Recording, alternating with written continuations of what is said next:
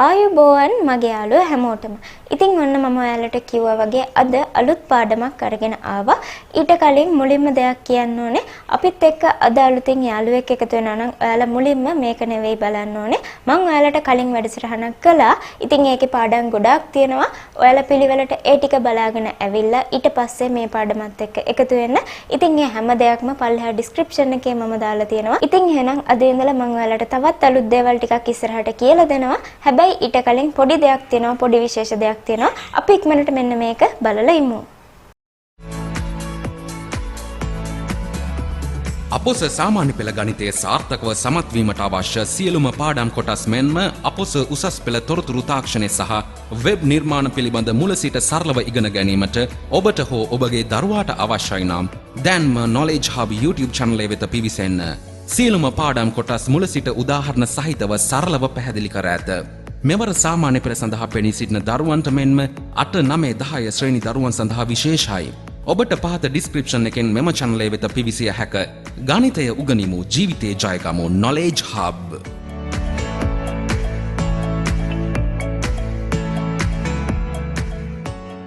හරි එහෙනම් අන්නේ දැනුවත් කිරීමෙන් පස්සේ අපි ඉක්මනට බලමු අද ඉගෙන ගන්න යන්නේ අලුත් වාක්‍ය ටික මොනවද කියලා.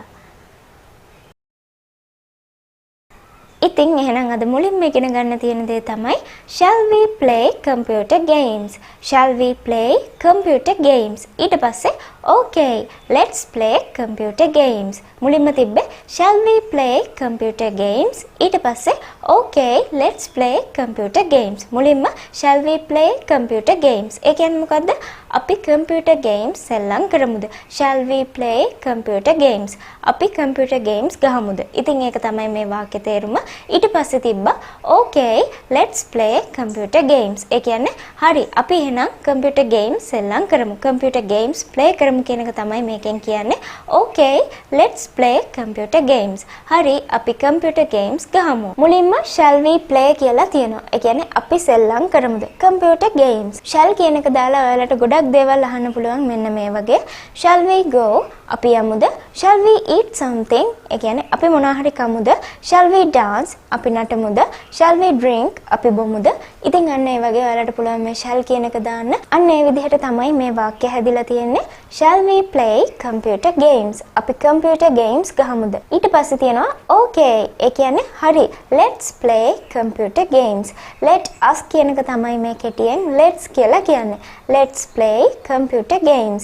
අපි computer games ගහමු. ඊළඟට තියෙනවා so please you turn on my computer.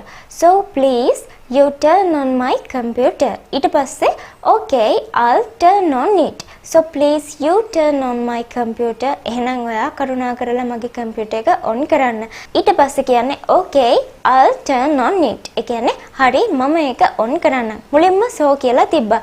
ඉතින් එතනදී so කියලා කියන්නේ එහෙනම් කියන එක. අපි මේකේ තේරුම පොඩ්ඩක් බලමු. so please ඒ කියන්නේ එහෙනම් කරුණා කරලා you turn on my computer. you ඔයා turn on කරන්න my computer මගේ කම්පියුටර් එක. so please you turn on my computer. එහෙනම් ඔයා කරුණා කරලා මගේ කම්පියුටර් එක on කරන්න. ඊළඟට okay, I'll turn on it. ඒ කියන්නේ හරි මම ඒක on කරන්නම්. I will turn on it කියන එක තමයි අපි චුට්ටක් කෙටි කරලා I'll turn on it කියලා කියන්නේ. I will කියන එක කෙටි කරලා I'll කියලා අපිට කතා කරද්දි ගොඩක් වෙලාවට ලේසි විදිහට කියන්න පුළුවන්. ඉතින් මම හිතනවා ඔයාලට ඒක පැහැදිලි ඇති කියලා. ඊට පස්සේ තියෙනවා what's the computer password? what's the computer password? අපහු බලන්නකෝ. what's the computer password? ඊට පස්සේ තියෙනවා password is rs125. password is rs125. මේකේ තේරුම බලමු. what is කියන එක තමයි මේ කෙටියෙන් what's කියලා අහන්නේ. බලන්නකෝ. what's the computer password? what's the computer password? ඒ කියන්නේ මොකද්ද? මොකද්ද කම්පියුටර් එකේ password එක? ඊට පස්සේ තියෙනවා password is rs125. password is rs125. ඒ කියන්නේ මොකද්ද? password එක තමයි rs125. ඊට පස්සේ තියෙනවා right. I turned on the computer. right. I turned on the computer. right. හරි I turned on the computer. මම කම්පියුටර් එක on කරා. ඊට පස්සේ තියෙනවා please double click on that icon. Please double click on that icon. අපි බලමු මේකේ තේරුම මොකක්ද කියලා. මුලින්ම තියෙන right I turned on the computer. Right. හරි. I turned on. ඒ කියන්නේ මම on කරා the computer එක. Right. I turned on. ඒ කියන්නේ on කරා කියන එක. Turn on කියන්නේ on කරනවා. Turned on කිව්වම on කරා. ඔයාලට පේනවා මේ turned කියලා ලියද්දී අකුරු දෙකක් එකතු වෙලා තියෙනවා තව ed කියලා. ඉතින් අන්න ඒ විදිහට සමහර වචන තියෙනවා අපිට ed කියන අකුරු දෙක එකතු කරලා අතීත කාලෙන් දෙයක් කියන්න පුළුවන්. මම මේ දේවල් ඔයාලට ඉස්සරහට හැමදේම කියලා දෙන්න. දැනට ඔයාලා මේක චුට්ටක් මතක තියාගන්න. turn on කියන්නේ on කරනවා. turned on කිව්වම on කරා. ඊළඟට please double click on that icon. Please double click on that icon. Please කරුණා කරලා double click. ඒ කියන්නේ දෙපාරක් click කරන්න on that icon. අර icon එක උඩ. මේකෙන් කියන්නේ කරුණා කරලා අර icon එක උඩ double click කරන්න කියලා. ඊළඟට තියෙනවා okay, let's play the computer game. Okay, let's play the computer game. ඊට පස්සේ what's your favorite computer game? What's your favorite computer game? ඉතින් මේකේ තේරුම තමයි okay, let's play the computer game.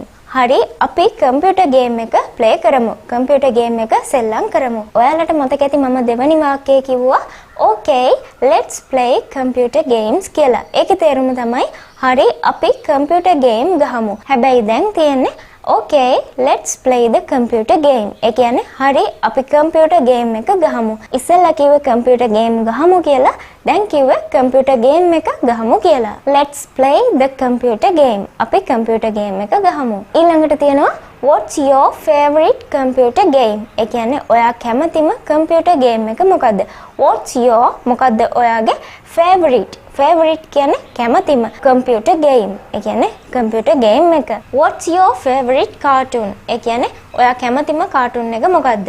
What's your favorite book? ඔයා කැමතිම පොත මොකද්ද? What's your favorite fruit? ඔයා කැමතිම පළතුර මොකද්ද? ඉතින් අන්න ඒ විදිහට මේ favorite කියන එක දාලා ඔයාලට කැමති දෙයක් අහන්න පුළුවන්. ඊළඟට තියෙනවා I like to play Need for Speed car game. I like to play Need for Speed car game. ඊට පස්සේ why do you like to play that game? Why do you like to play that game? ඉතින් අපි බලමු මේකේ තේරුම මොකක්ද කියලා. I like to play Need for Speed car game. ඒ කියන්නේ මම ආසයි Need for Speed car game එක ගහන්න. මම ආසයි Need for Speed කියන car game එක play කරන්න. ඊට පස්සේ තියෙනවා why do you like to play that game? ඒ කියන්නේ ඇයි ඔයා ඒ game එක play කරන්න කැමති? Why do you like? ඇයි ඔයා කැමති to play that game? A game එක play කරන්න. ඉතින් ඕවා ගොඩක් ලේසි. මම මේ හැමදේම ඔයාලට කලින් පාඩම් වලදී ගොඩක් සරලව කියලා දීලා තියෙනවා. ඉතින් මේ දේවල් මතක් වෙන්න තමයි මම මේ දැන් ටිකක් දිගට මේ වාක්‍ය ටික කියලා දෙන්නේ. හැබැයි මේවා අමාරු නැහැ, ගොඩක් සරලයි. අපි බලමු ඊළඟ වාක්‍ය. There are lots of cars as well as it's a good game. අපෝ බලන්නකෝ. There are lots of cars as well as it's a good game. ඊට පස්සේ තියෙනවා I also like to play that game.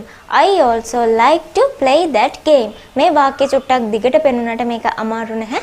අපි බලමු මේකේ තේරුම මොකක්ද කියලා. There are lots of cars. ඒ කියන්නේ ඒකේ කාර් ගොඩක් තියෙනවා. There are lots of cars. ඒකේ කාර් ගොඩක් තියෙනවා. ඉතින් මේ ඒකේ කියලා කියන්නේ මොකද්ද? මේ ගේම් එකේ කියන එක. There are lots of cars. ඒකේ කාර් ගොඩක් තියෙනවා. As well as ඒ කියන්නේ ඒ වගේම. As well as ඒ වගේම it's a good game. ඒක හොඳ ගේම් එකක්. It's a good game. It is a good game කියන එක තමයි මේ කෙටියෙන් කියලා තියෙන්නේ. It's a good game කියලා. ඒක හොඳ ගේම් එකක්. ඉතින් මේ as well as කියන එක ඔයාලට තේරෙනවා ඇති කොහොමද මෙතනට ඇවිල්ලා තියෙන්නේ කියලා. ඒ වගේම කියන කෑල්ල චුට්ටක් අමතක කරන්න. මම ඔයාලට ඒක තව චුට්ටක් පැහැදිලි වෙන්න කියන්නම්.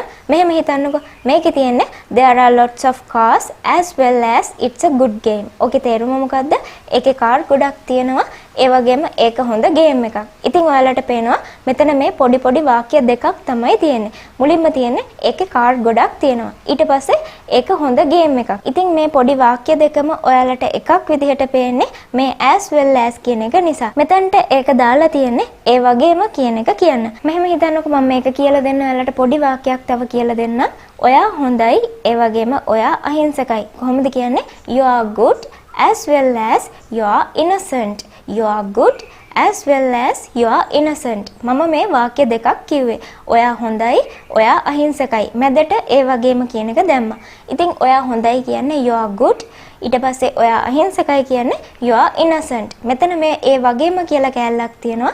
අන්න ඒක නිසා අපි මේ දෙක මැදට as well as කියන එක දානවා. එහෙනම් මේ වාක්‍ය කියන්නේ you are good as well as you are innocent. අන්න ඒ වගේම තමයි මේ වාක්‍යයත් there are lots of cars as well as it's a good game. ඉතින් මම හිතනවා ඔයාලට දැන් මේක හොඳටම පැහැදිලි ඇති කියලා. ඊළඟට තියෙනවා I also like to play that game. ඒ කියන්නේ මමත් කැමති ඒ ගේම් එක ප්ලේ කරන්න. මමත් කැමති ඒ ගේම් එක ගහන්න. ඉතින් I also කියන්නේ මමත් කියන එක. I also like to play that game. ඔයාලට මේ වාක්‍ය මේ විදිහට කියන්නත් පුළුවන්. එහෙම නැත්නම් මේකත් චුට්ටක් අහගන්න. I like to play that game too කියලා කියන්නත් පුළුවන්. to කියන එකේ තේරුමත් උත් කියන එක මම ඔයාලට ඒක කලින් කියලා දීලා තියෙනවා. ඉතින් ඔයාලට ඒ විදිහට කියන්නත් පුළුවන්. නැත්නම් මම දැන් කිව්ව විදිහට I also like to play that game කියලා කියන්න පුළුවන්. ඉතින් ඔන්න ඔය ටික තමයි ඔයාලට මේ සතියේදී ඉගෙන ගන්න තියෙන්නේ. මම හිතනවා ඔයාලට මේ කියලා දුන්න හැම වාක්‍යයක්ම හොඳටම දැන් පැහැදිලි ඇති කියලා. ඒ වගේම තමයි මම මේ අද ඔයාලට මේ ටිකක් ලොකුවට වාක්‍ය ටික පෙන්නලා දුන්නේ. වාක්‍ය ටික දුන්නේ මොකද ගොඩක් වෙලාවට සමහර අය කියනවා ටිකක් මේ දේවල් පේනවා අඩුයි කියලා. ඉතින් අන්න ඒ නිසා තමයි ටිකක් ලොකුවට ඔයාලට මේ ස්ක්‍රීන් එකේදී මම ඔයාලට ඒ වාක්‍ය ටික හරියට පැහැදිලිව කියලා දුන්නේ. ඉතින් අද මම ඔයාලට කියලා දුන්න මේ වාක්‍ය ටික පොඩ්ඩක්වත් අමාරු වෙන එකක් නැහැ කියලා මම හිතනවා. මොකද මේ හැමදේම මම ඔයාලට කලින් පැහැදිලිව හොඳටම කියලා දීලා තියෙනවා. ඒක නිසා මම හිතනවා මේක පොඩ්ඩක්වත් අමාරු නැහැ කියලා. ඒ වගේම තමයි කියන්න ඕනේ මේ දේවල් ටික හරියට පොඩි අයට කියලා දෙන්න. ඔයාලා මේක පුරුදු වෙන ගමන් පොඩි අයවත් අරගෙන හොඳටම එයාලටත් මේ දේවල් හරියට කියලා දෙන්න. ඉතින් මේ පාඩමේ ඉතුරු ටික මම ඔයාලට ලබන සතියේ දෙනවා. එකපාරට ගොඩක් දේවල් හැමදේම මේ වාක්‍ය ඔක්කොම ටික එක සැරේ දෙන්න ගියොත් එහෙම ඔයාලටත් මේක තේරෙන්නේ නැහැ. අනිත් එක පොඩි අයට විශේෂයෙන්ම එයාලට එක සැරේ ගොඩක් දේවල් කියලා දෙන්න අමාරුයි. ඉතින් ඒක නිසා තමයි මම මේ චුට්ටක් අද කියලා දුන්නේ. මේ ටික විතරක් මේ සතියේදී පුරුදු වෙන්න. ලබන සතියේ මේ වගේම තව වාක්‍ය ටිකක් මම ඔයාලට කියලා දෙන්නම්. හැබැයි අනිවාර්යයෙන්ම මේ ටික හොඳටම පුරුදු වෙන්න. මොකද මේ සතියේ පුරුදු වෙන දේත් එක්ක ලබන සතියේ කියලා දෙන දේ ගොඩක් සම්බන්ධයි. ඒක නිසා ඔයාලා මේ ටික පුරුදු වෙලා තමයි ලබන සතියේ පාඩමට එන්න ඕනේ. ඉතින් මම කියන විදිහට මේ ටිකත් හරියට පිළිවෙලට කරගෙන යමු. මම හිතනවා ඔයාලා මේ දේවල් හරියටම කරනවා ඇති. පොඩි අයටත් ඒ දේවල් කරවනවා ඇති කියලා. එහෙනම් ওই දේවල් ටික චුට්ටක් මතක තියාගන්න. ලබන සතියේ අපි තවත් අලුත් පාඩමකින් හම්බ වෙමු. ඒ හම්බ වෙනකන් ඔයාලා හැමෝටම සුබ දවසක්.